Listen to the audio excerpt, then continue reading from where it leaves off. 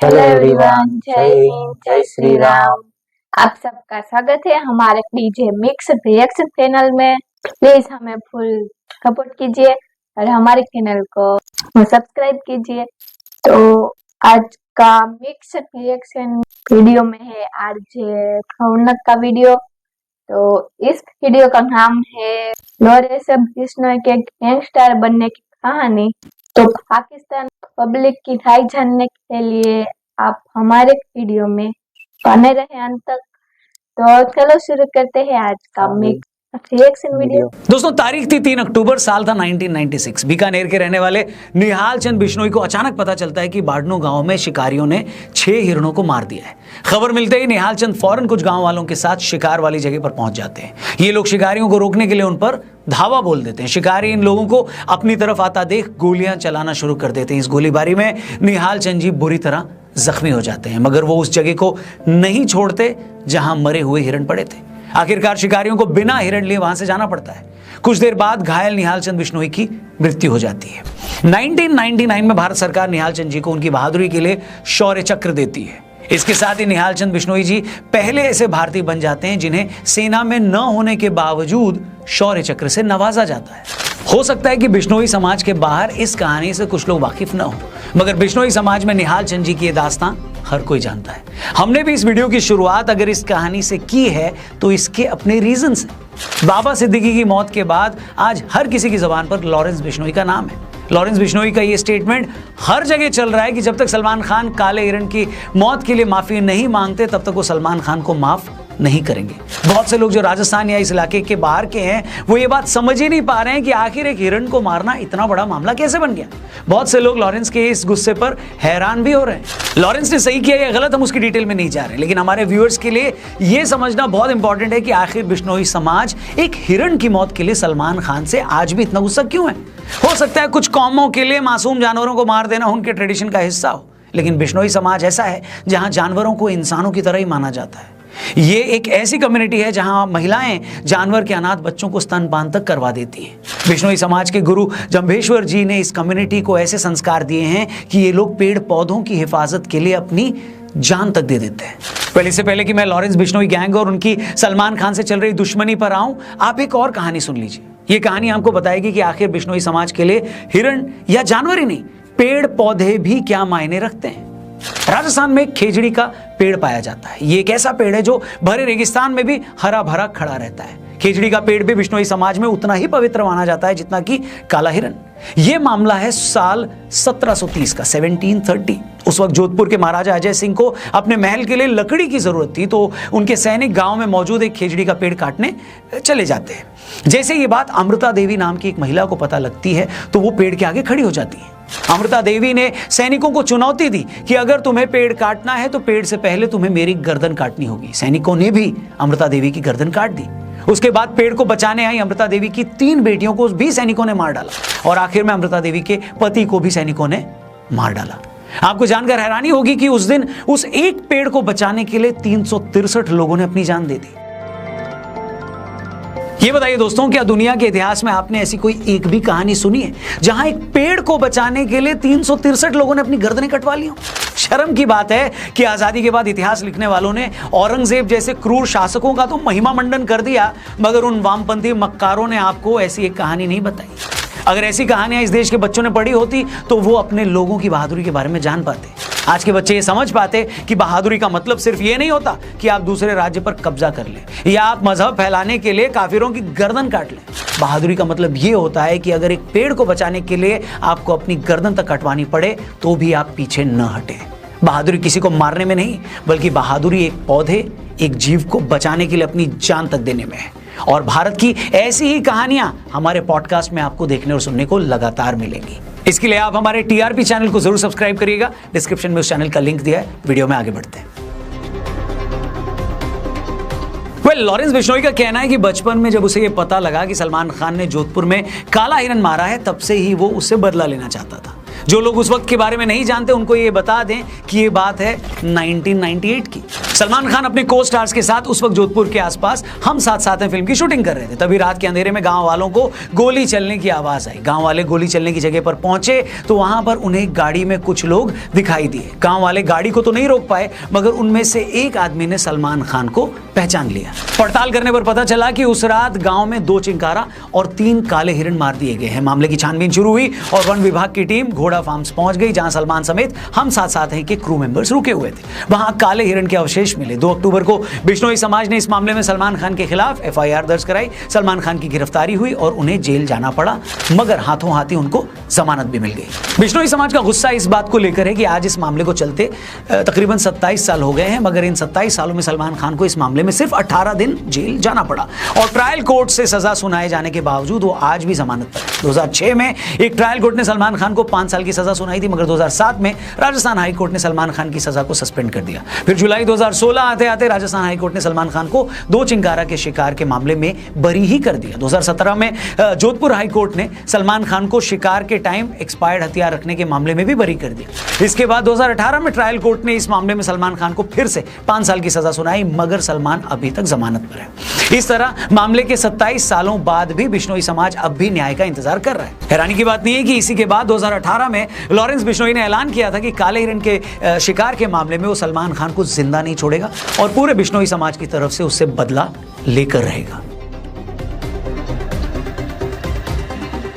आज से 2 साल पहले की बात है। साल था 2022, महीना था जून का। सलमान खान के फादर सलीम खान साहब मॉर्निंग वॉक कर रहे थे, तभी उन्हें एक बेंच पर एक धमकी भरा खत मिलता है। उस खत में लिखा था, सलमान खान का हाल भी सिद्धू मूसेवाला जैसा कर देंगे। इसके बाद मार्च 2023 में सलमान खान के ऑफिशियल मेल ID पर 3 धमकी भरे ईमेल भेजे जाते हैं। इन ईमेल्स में साफ लिखा होता है कि अगला नंबर तेरा है, जोधपुर आते ही तू मूसेवाला की तरह मारा जाएगा।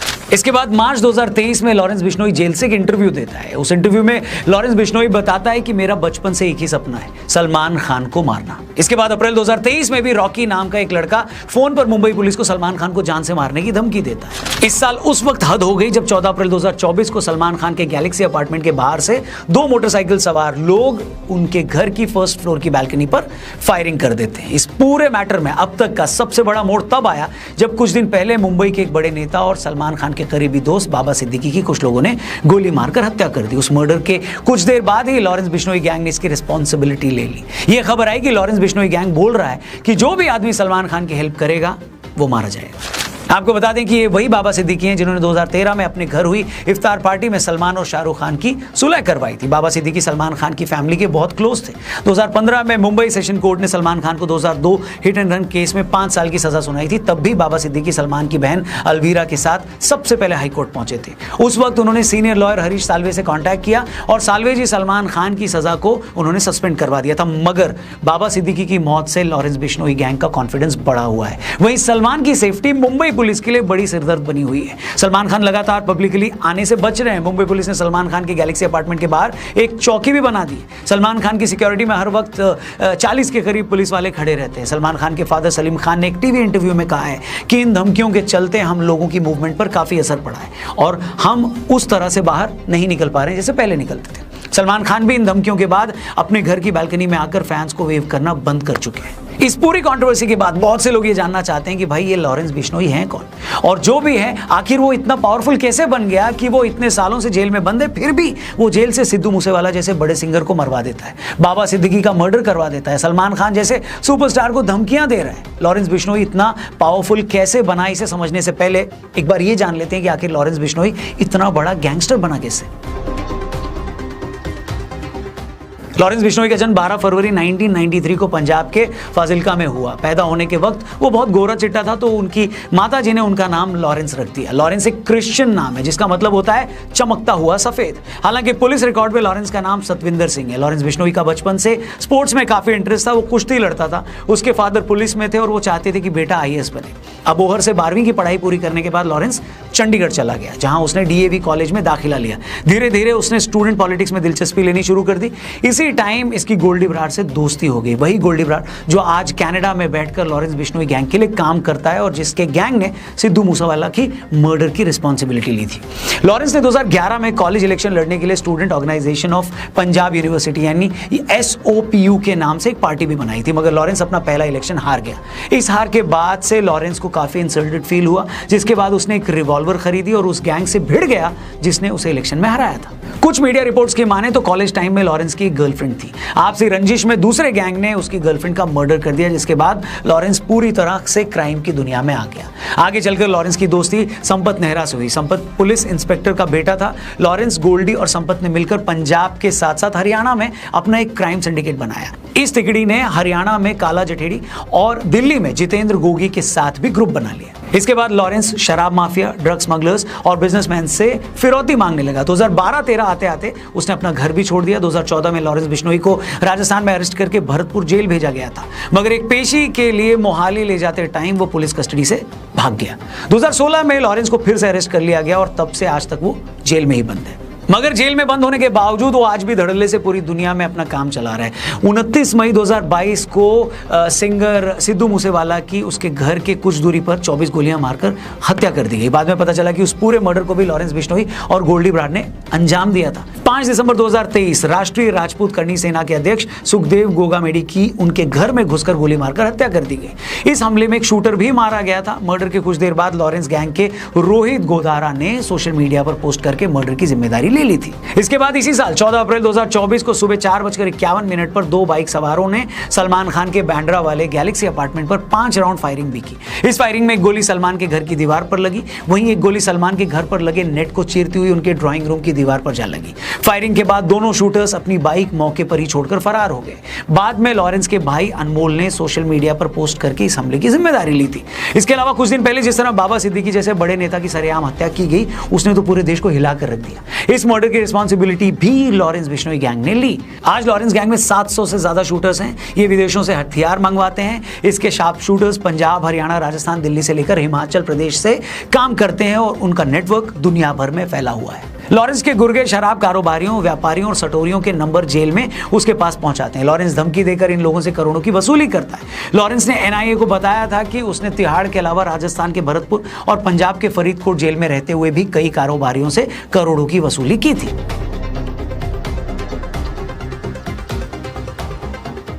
आज लॉरेंस बिश्नोई गैंग का नेटवर्क सिर्फ भारत तक ही नहीं है। ये गैंग गोल्डी बराड़ के थ्रू कनाडा से ऑपरेट करता है। गैंग के कई मेंबर्स कनाडा, UK, USA और दुबई में रहते हैं। इन देशों में लॉरेंस गैंग को फंडिंग मिलती है। ये पैसा हवाला के जरिए भारत आता है। Lawrence Bishnoi gang social media पर बहुत पॉपुलर है। इंस्टाग्राम, फेसबुक और यूट्यूब जैसे प्लेटफॉर्म पर उनके हजारों फॉलोअर्स हैं। अपनी सोशल मीडिया फॉलोइंग के थ्रू वो अपनी धमकियों की मार्केटिंग करता है। लॉरेंस की गैंग में बहुत बड़े लेवल पर नाबालिग लड़के हैं। इन लोगों को गैंग से जोड़ने के लिए ये एक क्राइम के लाखों रुपए मिलते हैं।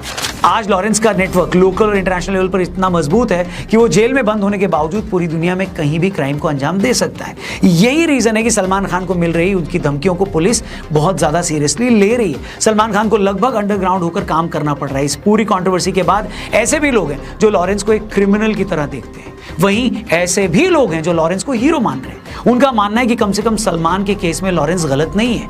वो ये गिनाना भी नहीं भूलते कि चिंकारा के शिकार से लेकर हिट एंड रन केस तक सलमान के नाम भी बहुत से क्राइम है। इसलिए एक बहुत बड़ा सेक्शन सलमान खान के साथ आज कोई हमदर्दी नहीं रख रहा। हमारा मानना है दोस्तों कि किसी भी सिविल सोसाइटी में सब कुछ कानून के दायरे में होना चाहिए, फिर चाहे वो कानून लॉरेंस के मामले में हो या सलमान खान के मामले में। बाकी आप इस मैटर पे क्या सोचते हैं कमेंट करके जरूर बताइएगा। आप लॉरेंस बिश्नोई को लेकर क्या सोचते हैं, इस केस में सलमान को कितना ठीक या गलत मानते हैं, ये भी जरूर कमेंट करिएगा। वीडियो पसंद आई हो तो इसे शेयर करना मत भूलें। चैनल को भी सब्सक्राइब करके जाना। जल्दी मिलते हैं, अपना ख्याल रखिए। जय हिंद, वंदे मातरम। बाकी बात की जाए यार, ये बिश्नोई कबीला जो है, मैं उसके ऊपर जरूर बात करना चाहूंगा यार। इनकी तारीफ जानकर मुझे काफी ज्यादा अच्छा लग रहा है। ये हमारे वेदों में लिखा हुआ है, ये सनातन धर्म में लिखा हुआ है कि ये दरख्तों को नहीं काटना चाहिए। ये हमारी कह लो कि ये हमारा बनता है, प्रवृत्ति बनती है सारी, मतलब ये इसके देते हैं। ये पूरे कह लो कि निजाम में बहुत कह लो कि ये इनकी जरूरत है। इस वजह से वो बोलते हैं कि ये हमारे पुराण वेदों में लिखा है, पुराणों में लिखा हुआ है। तो हमारे कह लो कि सनातन धर्म में ऋषि और मुनि ने ये सब कुछ उस टाइम खोजा था कि ये सब गलत है। ये कह लो कि यहाँ जो नेचर है इसके साथ खेलना नहीं चाहिए। बाकी अगर बात की जाए तो ये जो हिरन है इसका मामला अगर देखा जाए तो यहाँ देखा जाए बिश्नोई कबीला इसके लिए बड़ी एफर्ट करता रहा है और बहुत ज्यादा लोग, ये नहीं सिर्फ सलमान खान के खिलाफ हुए हैं, ये जो भी शिकार खेलने आते थे उनके खिलाफ खड़े होते थे और उनको रोकते थे, उनको रोक के सजा गोलियां भी चलाते थे। लॉरेंस जो है ना, उनको अपने पूर्वजों की बलिदान याद है कि एक पूरा परिवार जो है वो बलिदान दिया उन्होंने। उसके बाद परिवार के बाद फिर पूरा गांव, फिर 363 लोगों ने एक दरख्त को बचाने के लिए अपनी जान दे दी थी। तो सोचिए कि किस हद तक वो आप प्यार करते हैं जानवरों से और दरख्तों से। और दूसरी चीज हमें सरप्राइज ये लगी है कि बिश्नोई खानदान की जो औरतें हैं वो किसी हिरन का, अगर कोई माँ मर जाती है तो वो उस हिरन के बच्चे को अपना दूध पिलाते हैं, ऐसे जैसे अपने बच्चे की देखभाल की जाती है वैसे उसकी परवरिश करते हैं। वो इतना प्यार करते हैं, वो देख के हम हैरान हुए। और अगर सलमान खान की जो स्टोरी है इसके बारे में डिटेल से हमें जानने के लिए मिला है कि वाकई ही सलमान खान उस जगह मौजूद थे। और जगह पे मौजूद क्या थे, और एक बंदा ऐसा है जिसने कहा था मैंने देखा है, और वो मैंने देखा है कि सलमान खान उस गाड़ी में मौजूद थे और जो फिल्म की शूटिंग हो रही थी उस एरिया में थे सलमान खान। तो बाद में जब सलमान खान जी के पीछे गए हैं और जहां वो मतलब वो कैंप लगा हुआ था वहां भी कह लो कि हिरन की कुछ ऐसी चीजें बाकियात होंगी मिली थी कि वाकई इन्होंने शिकार किया है। तो लॉरेंस बिश्नोई जी जो है, कबीला जो है वो गलत नहीं है, यहाँ सच में बात करनी चाहिए हमें, वो गलत नहीं है, वो सही बात कर रहे हैं। माफी मांगने से कोई बंदा छोटा बड़ा नहीं होता। गलत सही हम नहीं कह सकते क्योंकि ये वहाँ नहीं सही है, मतलब वो कानून से देखो अभी देखो देखा जाए तो वो सही कर रहे हैं। कानून क्या है, कानून की अगर देखा है ना उन्होंने, लॉरेंस बिश्नोई ने वेट किया ना कि कानून ने इसको सजा 25 साल तक लेकिन यार। कानून सजा नहीं दे रहा ना, वो बार बार जमानत ले लेता है, तगड़ा बंदा है, पैसे वाला बंदा है। ये तो वो बात बरी हो है, जाता है। हाँ, ये तो बात है। जो तगड़ा होता है वो अपने लिए, उसके लिए कोई कानून नहीं होते। बाकी इन्होंने 25 साल वेट किया, ये भी अप्रिशिएट करने वाली बात है। और दूसरी बात है कि केस चल रहा है, वो लोग वेट कर रहे हैं, वो लोग अभी भी कह रहे हैं कि हम नहीं मारेंगे, माफी मांग ले, माफी मांगने के साथ हम सब कुछ वापस कर लेंगे। ये भी देख लो, कोई बुरी बात नहीं है, अच्छी बात है। क्या बात है जी लॉरेंस बिश्नोई और उसकी कम्युनिटी की। अब देखें, एक माफ़ी का किस्सा है, आपने गलत काम भी करा और उस पर अगर आप माफ़ी भी ना मांगे तो इस पे आपकी ये तो फिर खुल्लम खुल्ला एक बदमाशी है। आप समझते हैं कि आप बहुत बड़ी कोई तोप चीज़ हो, आप तोप चीज़ हैं, माफिया का हिस्सा हैं वो, लेकिन वो बॉलीवुड के लिए है। लेकिन यहाँ पे आज लोग आपको ना ही तो हीरो मान रहे हैं और ना ही कोई ऐसी चीज़ मान रहे हैं कि सलमान खान ने पता नहीं क्या ऐसा योगदान कर दिया या क्या नहीं। लेकिन एक चीज़ है, अगर आप माफ़ी मांग लेंगे तो आपकी कदकाठी ज़रूर बढ़ेगी और बिश्नोई समाज भी आपको माफ़ कर देगा। उसने कोई भी उसके लिए ऐसा के यानी कि उस पर ऐसा इल्ज़ाम नहीं है कि उसने आम लोगों को मार दिया, फलाने की लैंड पे कब्ज़ा कर लिया और बेगुनाहों को मार दिया या उनको अब दहशत फैला रहा है, कोई भी ऐसा केस उस पर नहीं है।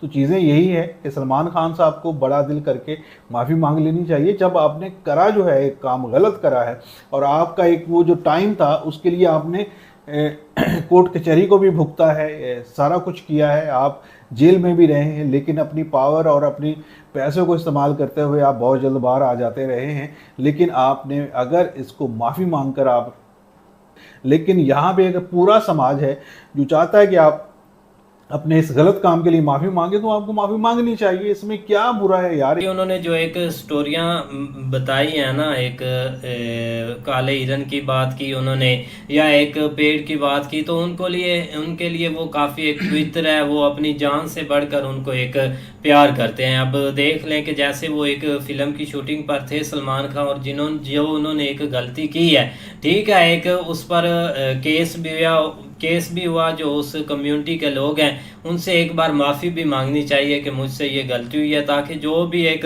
लोग इस चीज़ को देख रहे थे वो इस चीज़ को समझ ले कि चलो उनसे गलती हो गई है तो ठीक है, उन्होंने माफ़ी मांग ली है। और यही एक जो बात है, लॉरेंस बिश्नोई ने भी यही बात की है कि सलमान खान माफ़ी मांग ले तो हम कभी भी एक कुछ नहीं करेंगे या उनके साथ हमारी दुश्मनी ख़त्म हो जाएगी। एक छोटी सी बात के लिए वो एक इतना बड़ा जो खतरा है ना वो मोल ले रहे हैं और वो आगे नहीं हो रहा है। तो ये था हमारा आज का डीजे मिक्स रिएक्शन वीडियो। आपको कैसा लगा तो हमें प्लीज कमेंट कीजिए, और कौन सही है और कौन गलत है वो भी हमें कमेंट कीजिए। सलमान खान या लॉरेंस बिश्नोई, इसमें से कौन सही है या कौन गलत है वो हमें प्लीज कमेंट कीजिए। तो फिर मिलते हैं नेक्स्ट वीडियो में। टाटा बाय बाय, जय हिंद, जय श्री राम।